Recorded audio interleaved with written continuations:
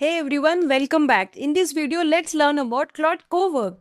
What you see right here is a Claude desktop app, and Claude Cowork is a mode in the Claude desktop app which is accessible only to the paid subscribers. Cowork is like a local AI agent that lives on your computer but in an isolated environment, meaning it can work with only those files and tools to which you grant the access.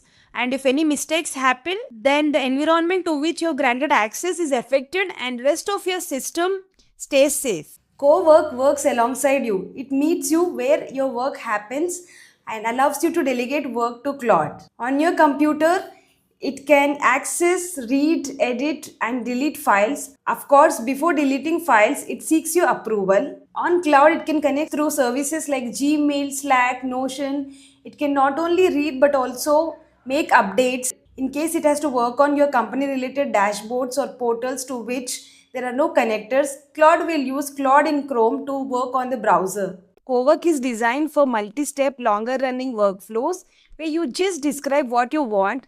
It will make plans, work through steps, finds tools and files, and finally saves the deliverable back in your folder.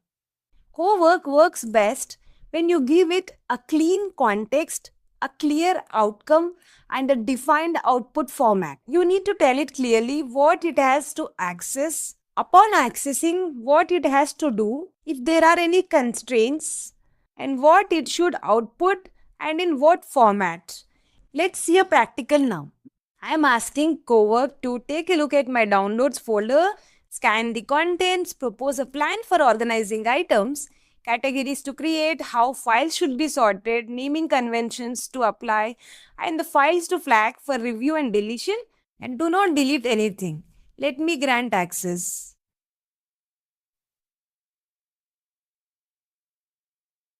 Allow Claude to change files in downloads. Allow.